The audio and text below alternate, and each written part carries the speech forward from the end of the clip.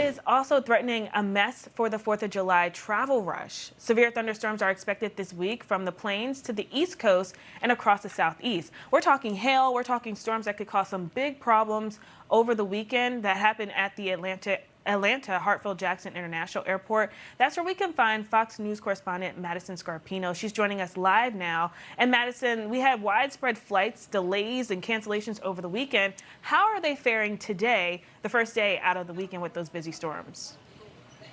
Thankfully, things are looking a lot better today, Kiana, but it definitely was a mess here over the last few days. And I'll get to all of that in a second. But for now, we know that the 4th of July is just a few days away. It lands on a Friday this year, so officials are expecting a lot of people to hit the road or fly for Independence Day. And AAA says that the holiday travel period started yesterday. So more than 60 million people will drive somewhere for the holiday, according to AAA.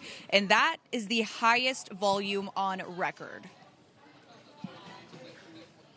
We thought the gas prices would be fairly high, but gas prices are remaining pretty low, definitely from what we see last year. So road travel is just a better way economically for folks to travel and be with family.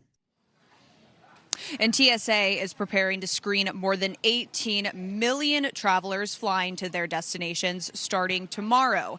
Now, right now nationwide, again, delays and cancellations, not too bad. According to FlightAware, there is only 9 cancellations right now nationwide, and that number has not gone up in the past several hours. So looking pretty good, but it was a whole different story over the last few days.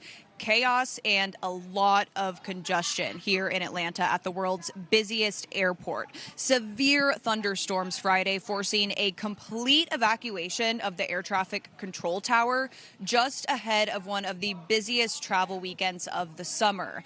This causing massive delays and cancellations nationwide that lasted for days. You can tell people are getting on flights now because it's thinning out. But when we first came in this morning, I mean, you couldn't even maneuver. There's not really much communication from Delta as what's going on in the airport. Because it's weather related that they're not eligible for hotel vouchers.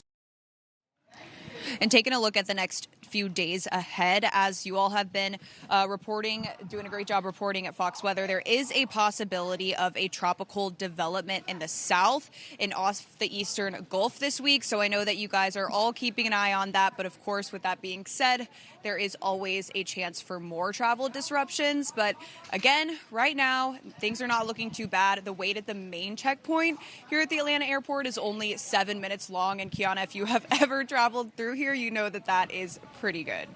And that's amazing, remarkable there at Hartsfield. So definitely watching things closely with that development, as you mentioned. I think the best bet is, given that it's on a Friday this year, getting out earlier, trying to get advantage of the entire week. Thanks so much for that update. That's Fox News correspondent Madison Scarpino. Thanks again.